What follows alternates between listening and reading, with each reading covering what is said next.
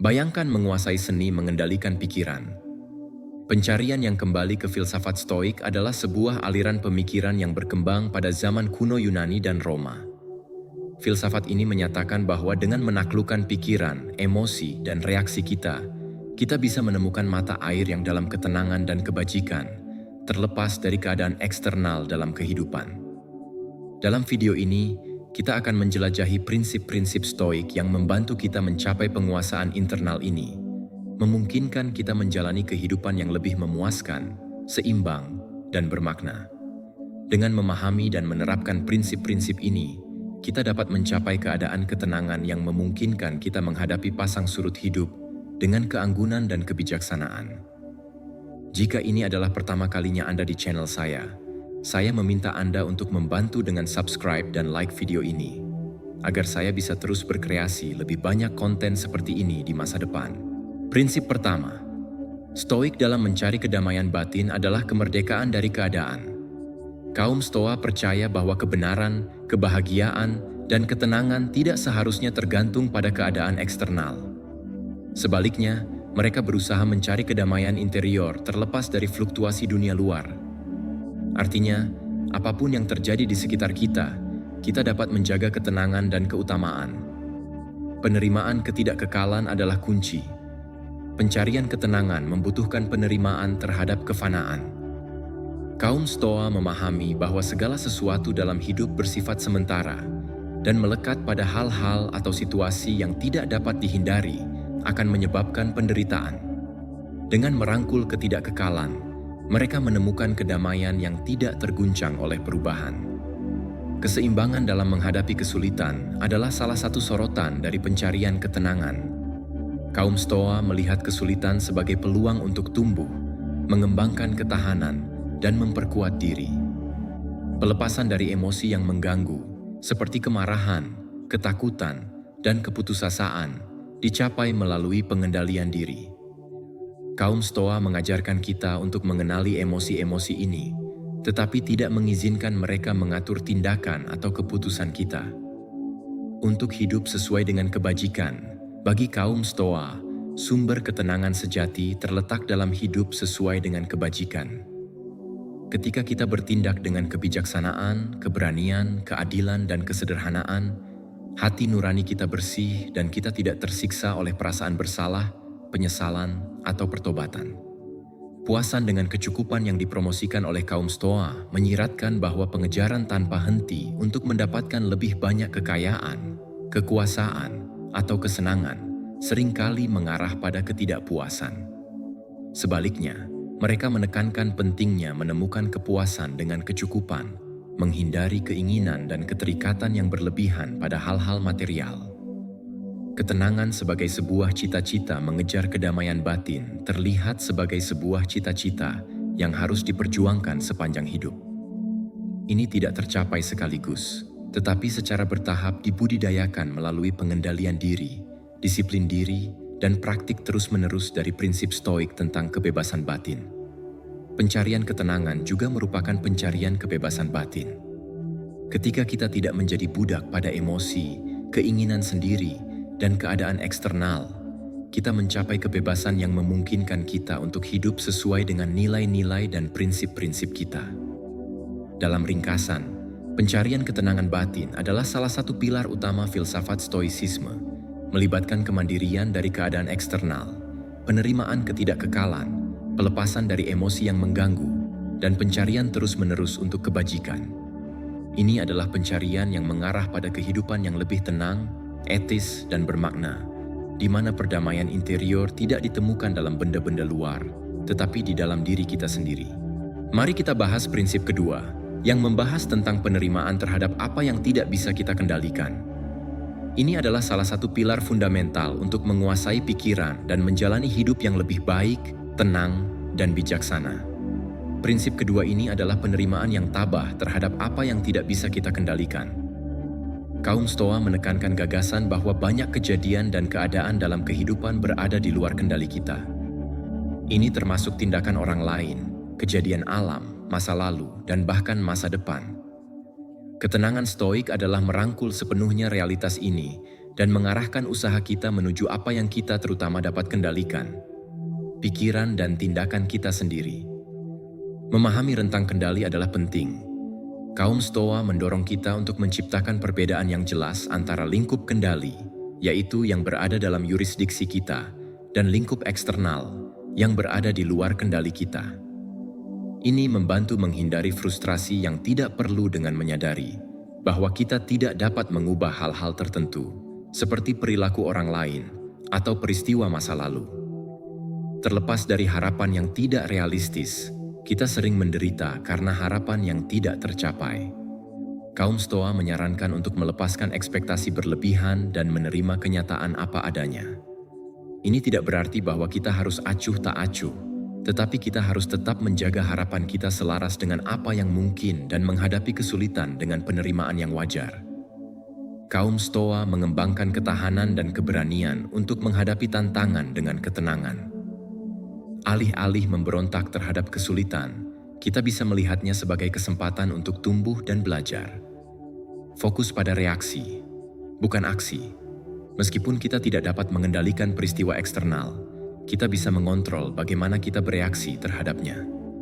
Kaum Stoa menekankan bahwa kemampuan kita untuk memilih respon kita adalah salah satu hadiah terbesar dalam hidup. Oleh karena itu, kita harus memfokuskan usaha kita pada menumbuhkan respon yang baik, seperti kesabaran, kasih sayang, dan kebijaksanaan, keterpisahan dari masa lalu dan masa depan.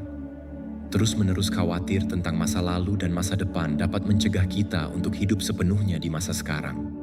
Kaum Stoa mengingatkan kita bahwa masa lalu tidak bisa diubah dan masa depan tidak pasti. Oleh karena itu, kita harus bijaksana dalam memfokuskan perhatian kita di sini dan sekarang, di mana kita benar-benar bisa beraksi. Membedakan penerimaan dari apa yang tidak bisa kita kendalikan, dikombinasikan dengan pencarian terus-menerus untuk kebajikan dan transformasi diri, adalah salah satu jalan menuju kedamaian dan kebijaksanaan batin. Stoicisme memungkinkan kita untuk menghadapi ketidakpastian dan tantangan hidup dengan cara yang lebih seimbang dan tangguh, memungkinkan kita untuk hidup sesuai dengan prinsip stoik tentang kehidupan yang berbudi luhur. Prinsip ketiga yang sangat penting dalam stoikisme adalah praktik kebajikan sebagai bentuk kebaikan tertinggi. Para filsuf Stoa meyakini bahwa kehidupan yang sejati dan bermakna bertumpu pada 4 pilar kebajikan utama: kebijaksanaan, Sophia, keberanian, Andreia, keadilan, Dikaiosine, dan kesederhanaan, Sophrosine. Keempat kebajikan ini tidak hanya berdiri sendiri, melainkan saling melengkapi, membentuk landasan kokoh dalam perjalanan kita mencari makna dan kehidupan yang selaras dengan alam semesta. Kebijaksanaan, Sophia, adalah cahaya penuntun yang mendorong kita untuk terus mencari pemahaman tentang hakikat dunia dan sifat dasar manusia. Ini bukan sekadar akumulasi informasi, melainkan pencarian kebenaran yang jujur dan mendalam, kesadaran diri yang jernih, serta kemampuan membedakan mana yang benar dan mana yang keliru. Dalam pandangan Stoa, kebijaksanaan menjadi fondasi bagi kebajikan lainnya. Karena tanpa pemahaman yang benar, tindakan kita mudah tergelincir dalam kesalahan. Keberanian, Andreia, muncul sebagai kekuatan batin untuk menghadapi ketakutan, tantangan, dan penderitaan tanpa kehilangan arah. Ini adalah kemampuan untuk tetap bertindak benar, bahkan ketika jalan yang harus ditempuh dipenuhi bahaya dan kesulitan. Namun, keberanian sejati selalu berjalan beriringan dengan kebijaksanaan, sebab tanpa kebijaksanaan, keberanian bisa berubah menjadi kecerobohan. Hanya dengan pemahaman yang mendalam tentang apa yang benar, kita bisa melangkah dengan penuh keberanian. Keadilan, Dikaiosine, adalah kebajikan yang mengarahkan kita untuk bertindak dengan keadilan, ketulusan, dan rasa hormat terhadap hak orang lain. Bagi kaum Stoa, keadilan adalah benang merah yang mengikat individu dengan komunitasnya, membangun harmoni sosial yang adil dan seimbang. Melalui tindakan yang imparsial dan penuh welas asih, kita tidak hanya memperbaiki dunia luar, tetapi juga menyempurnakan karakter kita sendiri. Sementara itu, kesederhanaan, Sophrosin, mengajarkan tentang pengendalian diri, kemampuan untuk menahan diri dari dorongan berlebihan, menjaga keseimbangan antara hasrat dan nalar. Ini melatih kita untuk tidak terombang-ambing oleh keinginan sesaat atau mencari kepuasan dalam kesenangan yang dangkal. Dalam setiap situasi, kesederhanaan menuntun kita untuk tetap tenang, menjaga ketenangan batin yang tidak tergoyahkan oleh fluktuasi dunia luar. Praktik kebajikan bukanlah perjalanan yang selesai dalam satu waktu, melainkan sebuah proses panjang dan berkelanjutan. Kaum Stoa menyadari bahwa tidak ada manusia yang sepenuhnya sempurna atau sepenuhnya berbudi luhur.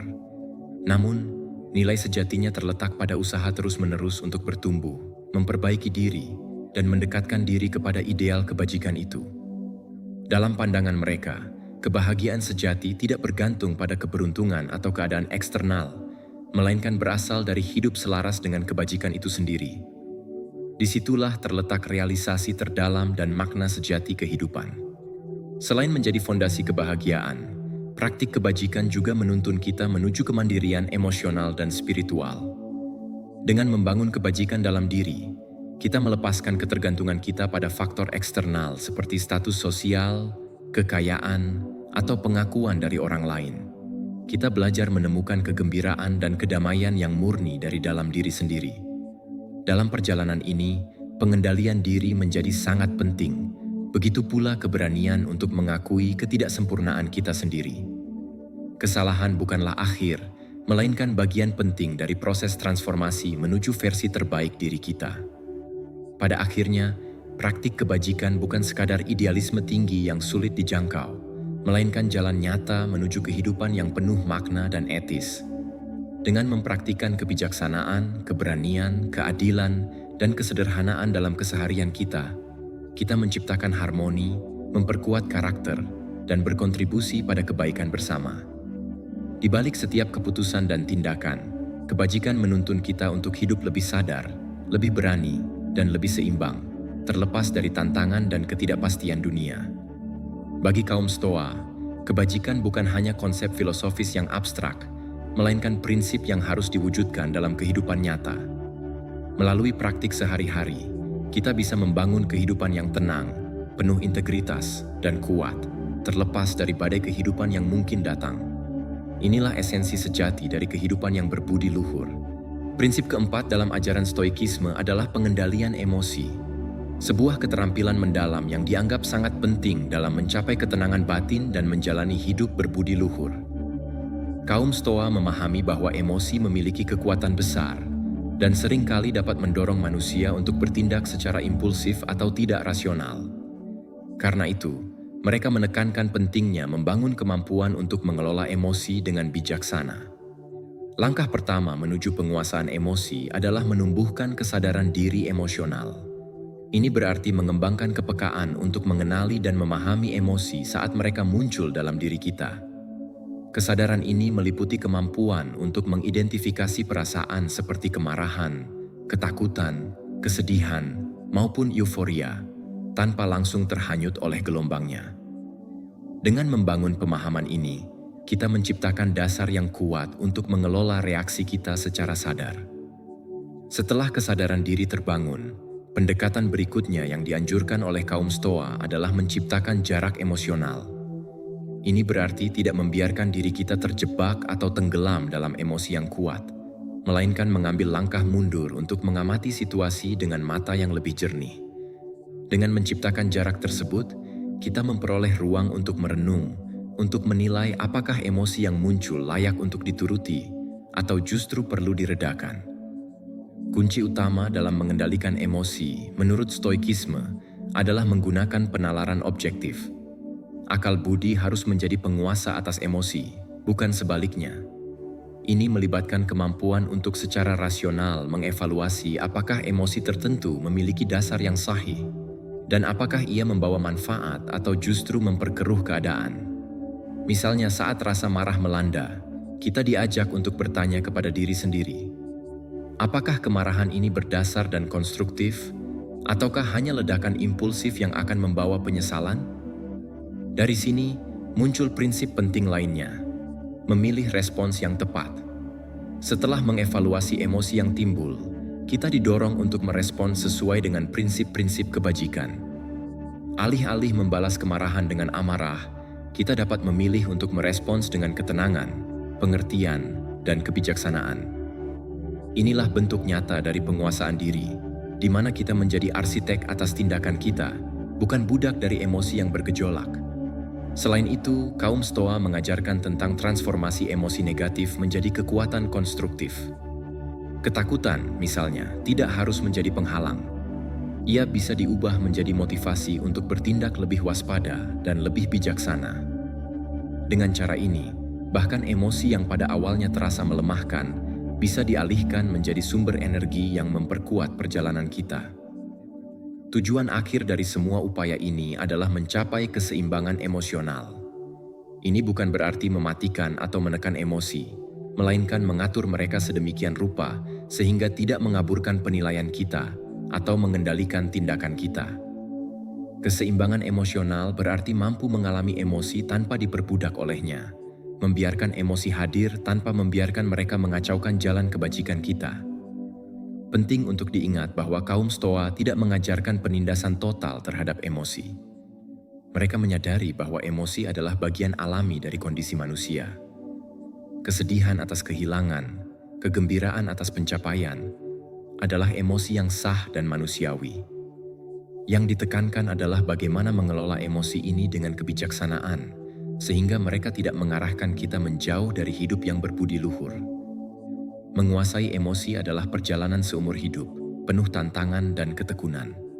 Namun bagi kaum Stoa, perjalanan ini merupakan syarat mutlak untuk mencapai kehidupan yang tenang, etis, dan harmonis. Dengan mengendalikan emosi dan memilih respons yang sesuai dengan kebajikan seperti kebijaksanaan, keadilan, dan keberanian, kita dapat menemukan kedamaian yang tidak tergantung pada pergolakan dunia luar. Inilah jalan menuju kebebasan sejati, kedamaian batin yang tak tergoyahkan, dan kematangan spiritual yang menjadi inti ajaran Stoikisme. Prinsip kelima Stoik berfokus pada kehidupan di saat ini. Ini sangat penting untuk menguasai pikiran dan memimpin hidup yang lebih baik. Prinsip ini mendorong kita untuk berkonsentrasi pada saat ini dan di sini, menghindari merenungkan masa lalu atau merasa cemas tentang masa depan. Mari kita bahas lebih dalam tentang konsep ini. Kaum Stoa mengajarkan bahwa menyesali masa lalu itu tidak berguna karena kita tidak bisa mengubahnya. Kita tidak boleh terjebak dalam penyesalan. Kita harus belajar dari kesalahan dan pengalaman masa lalu. Perspektif ini membebaskan kita dari beban masa lalu dan memungkinkan kita untuk memfokuskan upaya kita pada pengurangan kecemasan saat ini. Terlalu khawatir tentang masa depan adalah sumber penderitaan lainnya. Kaum Stoa percaya bahwa meskipun bijaksana, kita harus merencanakan dan mempersiapkan diri, sambil mengenali ketidakpastian yang melekat pada hidup dan tidak membiarkan kecemasan tentang masa depan mendominasi pikiran dan tindakan kita. Menghargai saat ini. Saat ini adalah satu-satunya momen di mana kita benar-benar memiliki.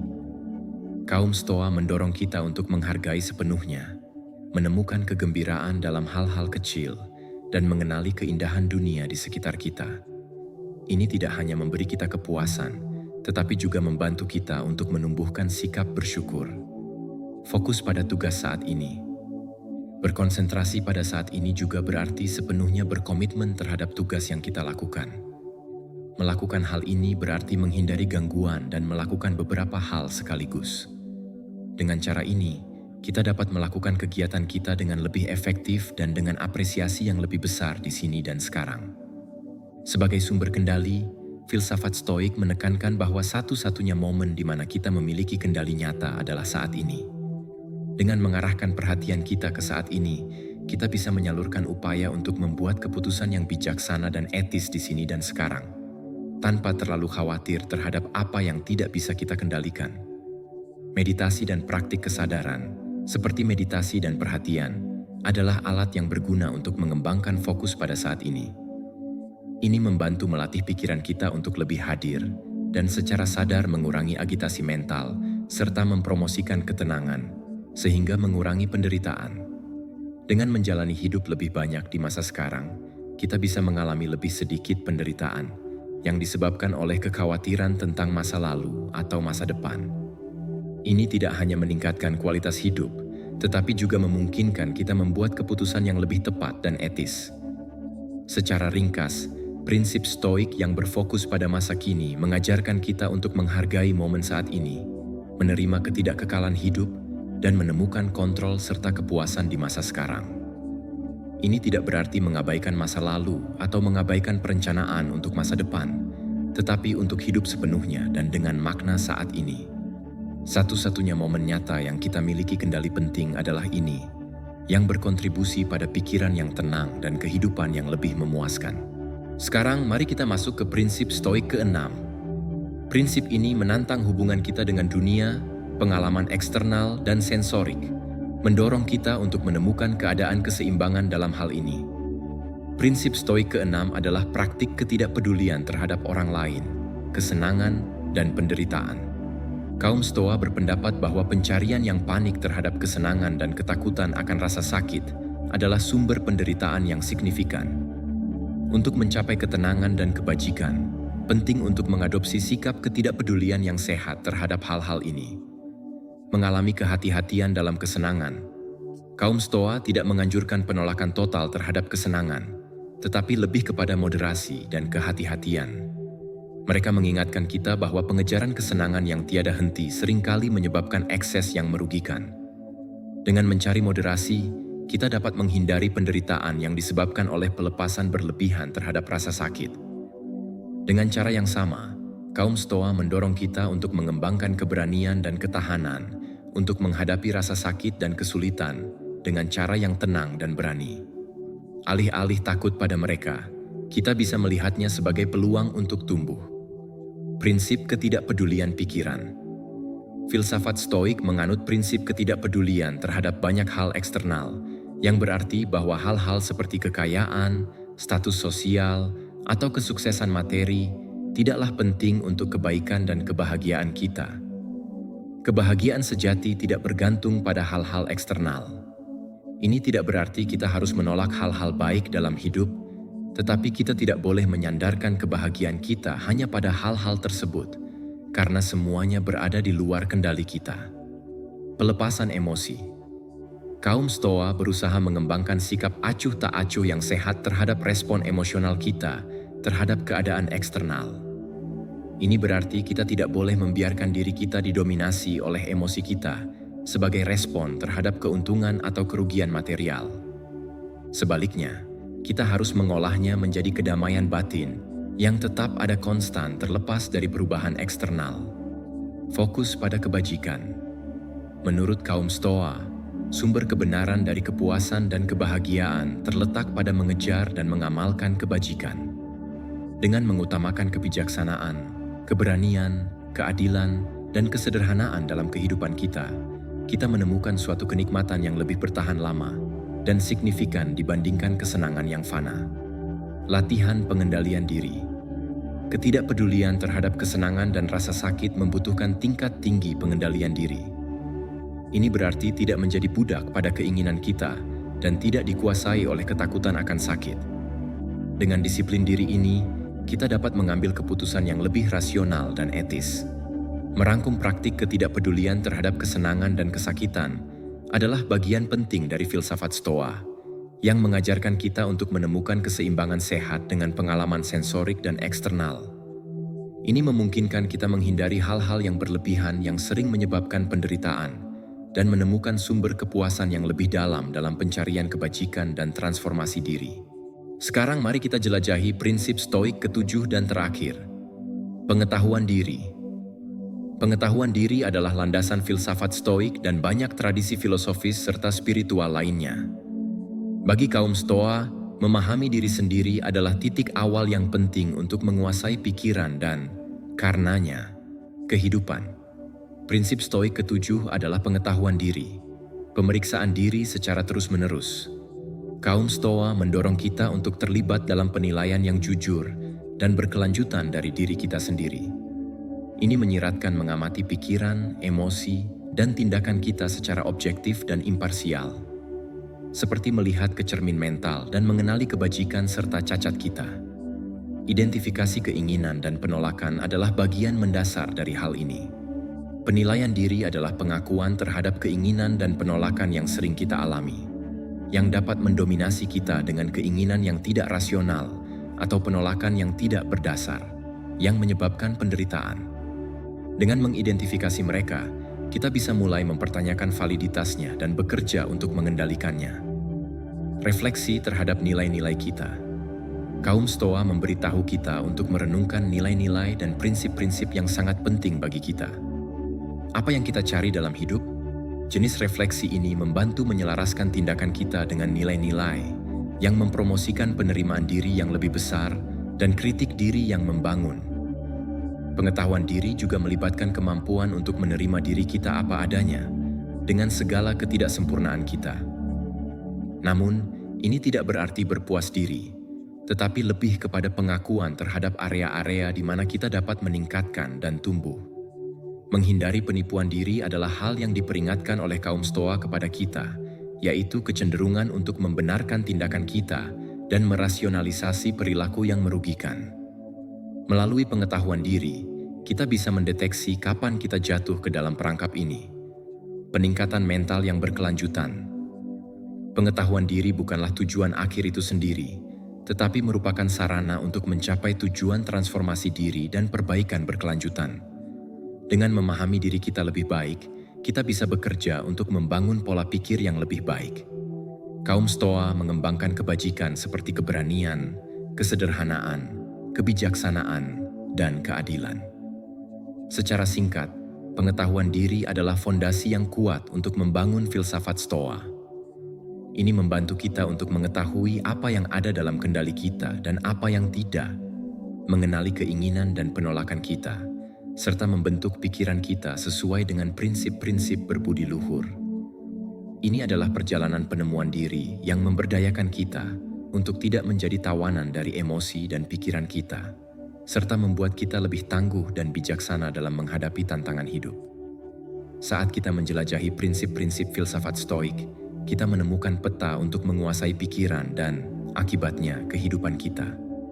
Dari pengetahuan diri hingga mengejar kebajikan sebagai kebaikan, ajaran-ajaran agung ini memampukan kita untuk menavigasi perairan yang bergolak dalam keberadaan dengan jiwa, kebijaksanaan, dan etika. Filsafat Stoa mengajarkan kita bahwa kekayaan sejati terletak pada kedamaian batin, transformasi diri, dan pencarian terus-menerus untuk kebajikan. Dalam dunia yang seringkali memberikan kita tantangan dan ketidakpastian, filsafat Stoik menawarkan cahaya penuntun menuju masa depan yang lebih baik, seimbang, dan bermakna. Ini adalah filsafat yang mengingatkan kita bahwa meskipun dari keadaan eksternal, kita memiliki kekuatan untuk membentuk pikiran kita. Jika Anda menyukai video ini, silakan like, subscribe, dan beri komentar agar YouTube mengetahui bahwa jenis konten ini membantu orang-orang seperti Anda.